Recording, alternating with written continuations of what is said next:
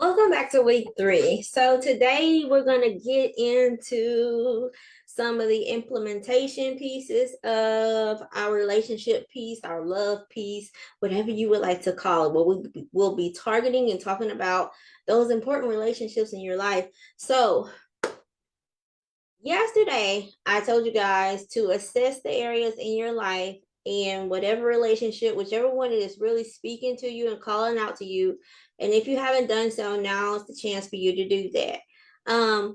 Which ones or which relationship, which topic or conversation is screaming at you that is an area of concern? Us in the medical world, what is your chief complaint?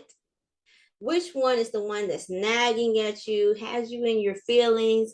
You find yourself downplaying it, and you just sum it up to there's nothing you can do about it. You found yourself doing that. Which one is that? So that's the one you're going to have to use the material that we share throughout this week. That's the material. That is the one that I want you to really focus and target on, because if you're all over the place, you're not going to get solutions. So pick one, because this did not start yesterday or today.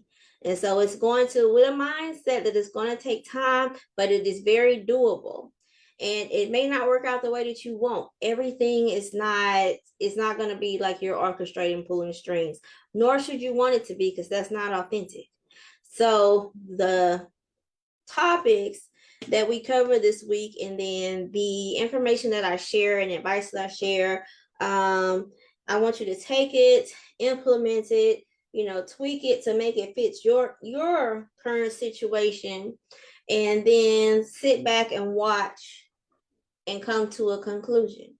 Hopefully it will guide you toward a solution, because 9 times out of 10, this thing is big now because you didn't address it when you should have in the beginning.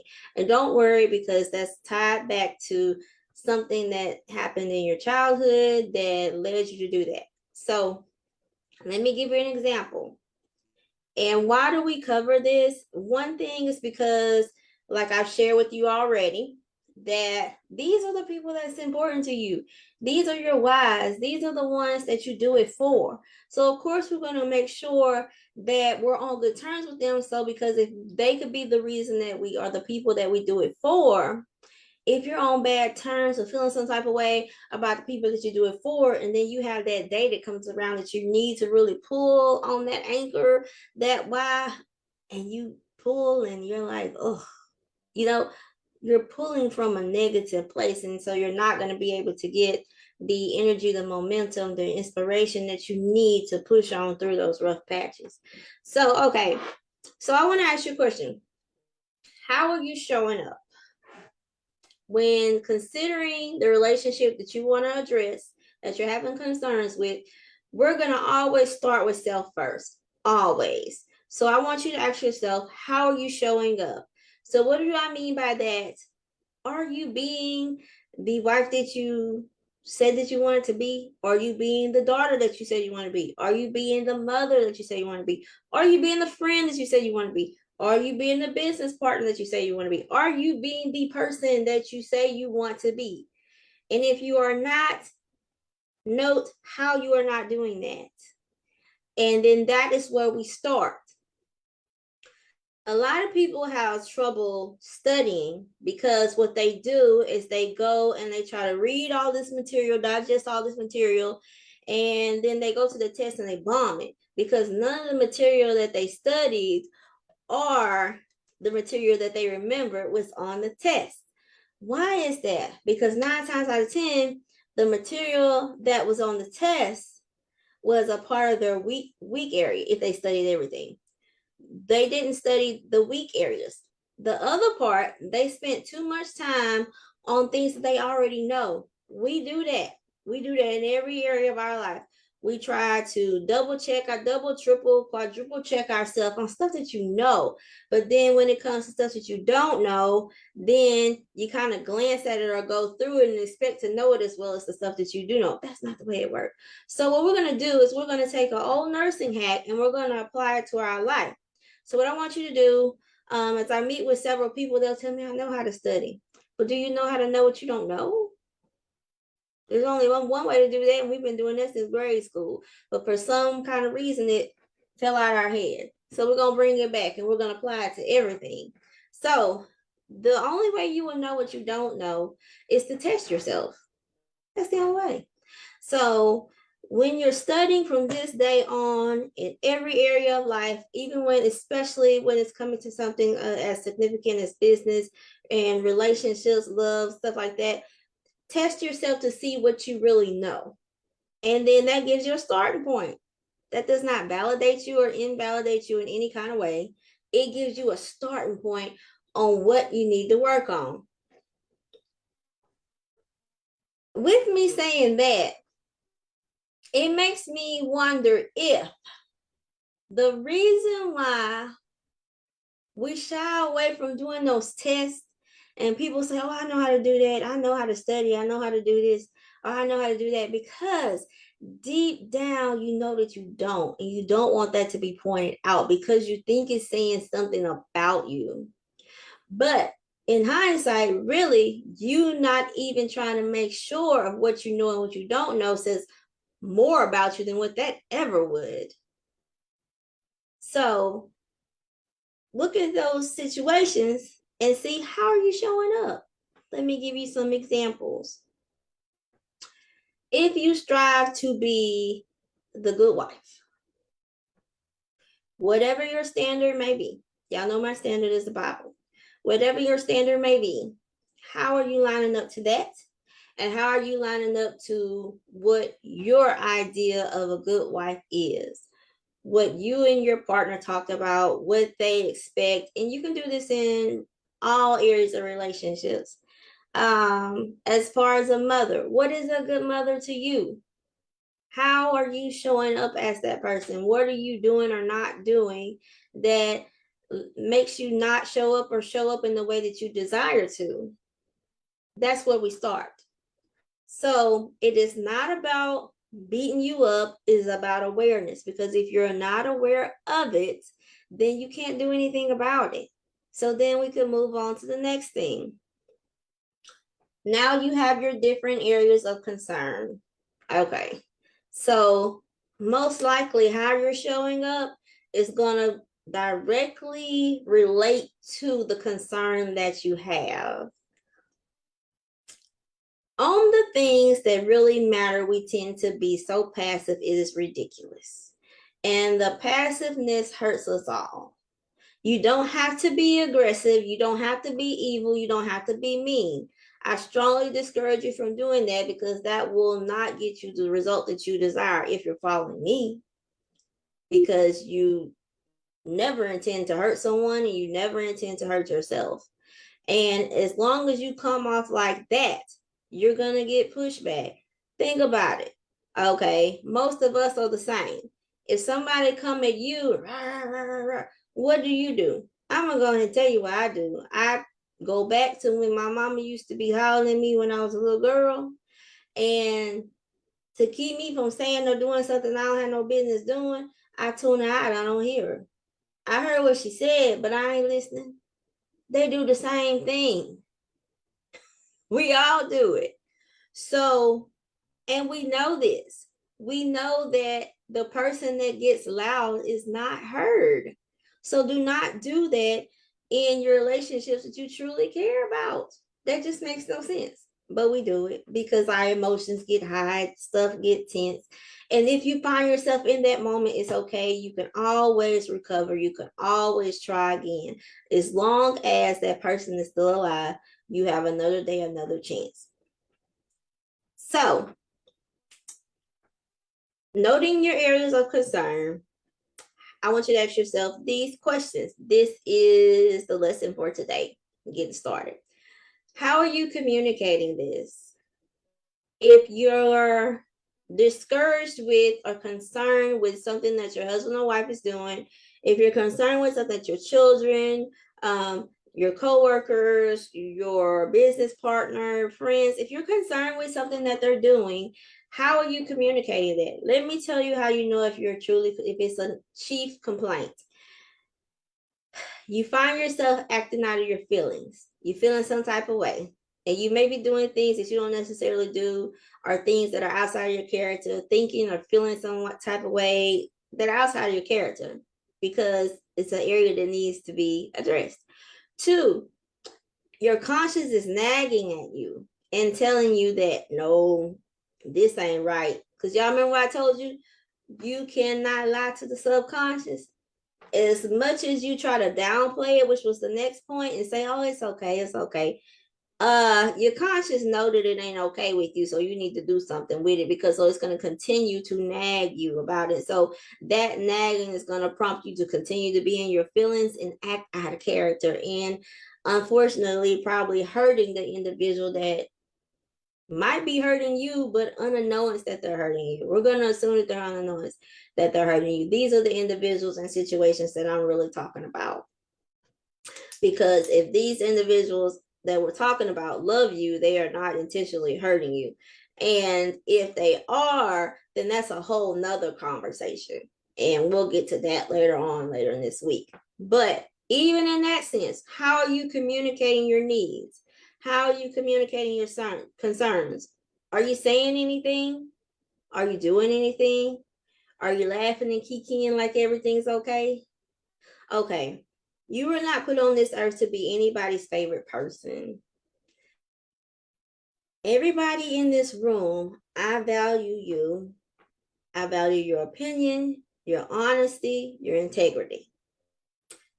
What I don't want or would ever want from anybody to do is to go along with something and it's not sitting right with you. No, because unbeknownst to me, then I'm hurting you and not even know about it. So find a way to communicate your needs, your concern. If you don't know how to do that and having trouble with doing that, I encourage you to read Crucial Conversations, which is one of the literatures that I'm going to recommend at the end of this for reading. But Crucial Conversations is the best book, literature, whatever out there that will teach you how to communicate with the most, like I said, the most crucial conversations that have to be had. So, I went through a program through my church and it saved my marriage. And so that's what made me a believer. And the cool thing about it is that why the church chose that book in particular, a program to do, is because you could apply it in every area of your life. Like that's how you should address them all. So I strongly recommend that book. And of course, they kept it in context with the Bible and would point out, what is like the author, whatever. But that was very helpful, very, very, very helpful. It actually helped me out later on a another conversation that I had to have at work.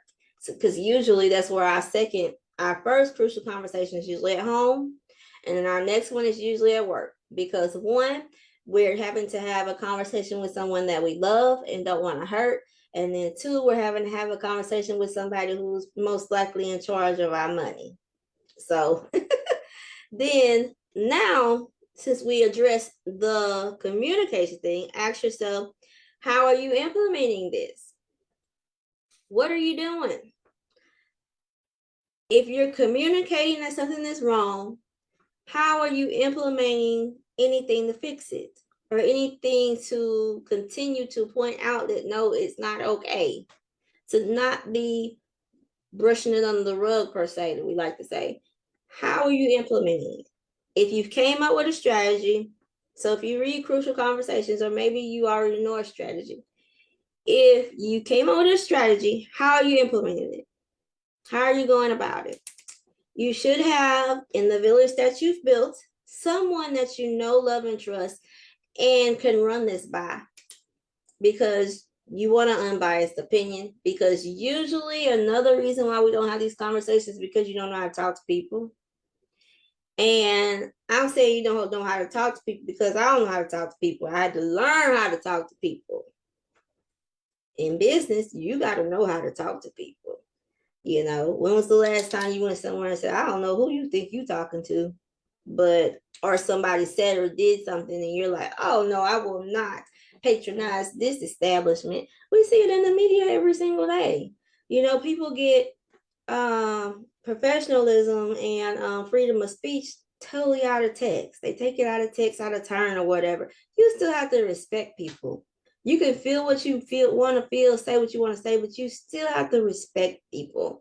And if we did that thing and that thing alone, we would see a major turnaround in the world today. There is a lack of respect.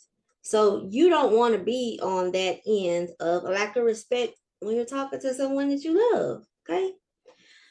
Now, since you know what the concern is, you got a tactic, a strategy on how to communicate it, you've implemented it, okay, how are you soliciting feedback for how things are going?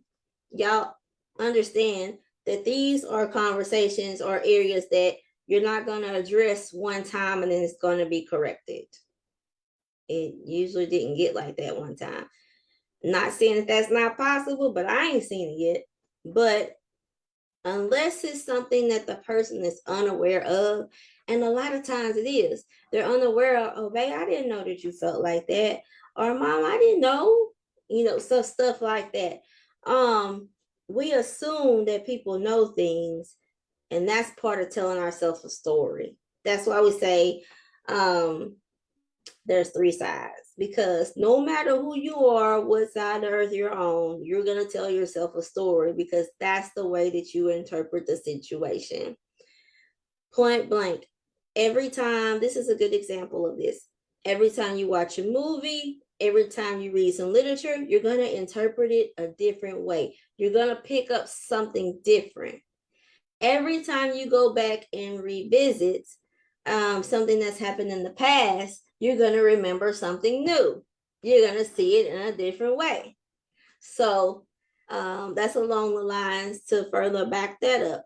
So what we have learned today is that in order for us to get the result we say we want in our relationships, that we need to show up as the person that we say we want the other person to be.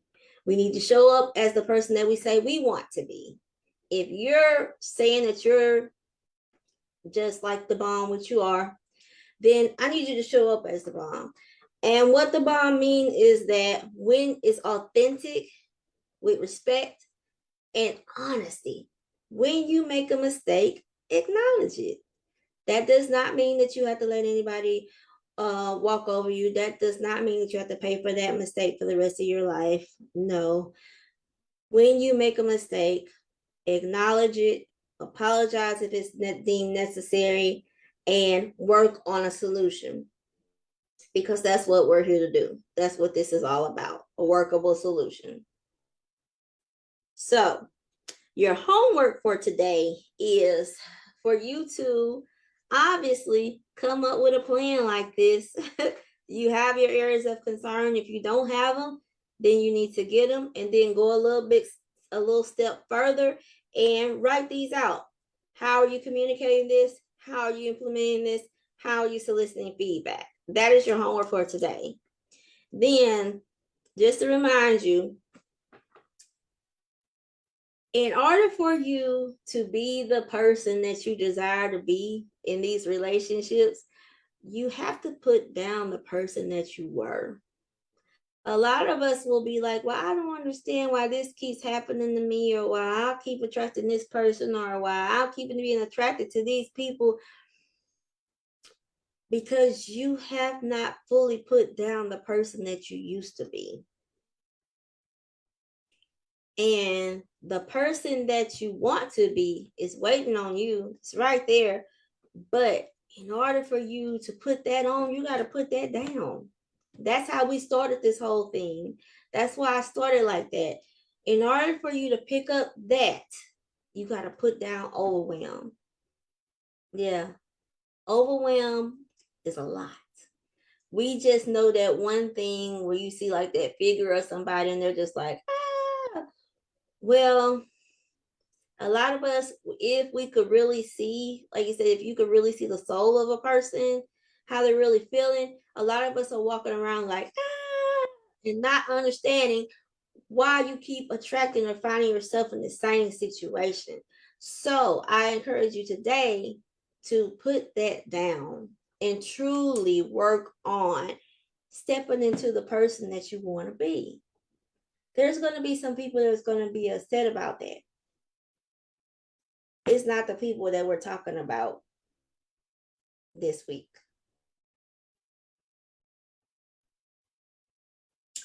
Or it shouldn't be. And last time I checked, if people are upset, I ain't never heard nobody dying because they was upset. When was the last time you was upset? Most likely you had to just get over it, because most of us that are in programs like this, we tend to put other people's needs before ours. And sometimes that's okay. But you can't pour from an empty cup, and you are not a doormat. You are not. You are a queen, a king. You are no one's doormat. So I need you to show up as the person that you are destined to be. But in order for you to do that, you have to do what? You have to put that old self down. And a lot of times we'll talk about, the old self, and we just talk about like the negative things that we used to do and things like that. We don't even think about the mindset. People glaze over that. Like you was just going to put that person down a way that was created over years, and your mindset was just going to change overnight. That's not how it works. That is not how it works. I wish it worked like that, but it don't. So I'm going to set you up. When you implement these things, it's going to become a little bit uncomfortable because it's new and because your feelings are out there. Embrace it instead of running from it, because running from it has only landed you where you are today. And unless you are satisfied with where you are today and don't strive for excellence, stay where you at. But if you're striving for excellence, implement these things. There is none of us that are exempt from this. Nobody. Because none of us are perfect. So just to recap, the homework would be, according to your areas of concern, write down how you're communicating it, how you're implementing it, your plan that you came up with on how you're going to communicate it, how are you implementing it, and how are you soliciting feedback from it. How are you gauging how things are going? Then the suggested reading for today would be number 1, most likely always the whole week. Number 1, the Bible. Number 2, Crucial Conversations. There's a lot of heavy content in there. Even if you've already read it, review it, because there's no way you could have absorbed all of that, because we think we're smart because we know a lot of stuff, but the smart people are the people that do, not the people that know. So if you read any of these books that I'm mentioning or know any of this stuff that I'm mentioning and you're not doing it, okay, read it again and implement it this time. So Crucial Conversations, and then the one that came after that, if you've read Crucial Conversations. Don't read this one yet if you haven't read Crucial Conversations, because they build on each other. Is Crucial Accountability. And it's in the context of what us true coaches really understand, that the only one that could keep you accountable is you. So that is our lesson for today. And just remember to show up as the beautiful king and queen that you guys are.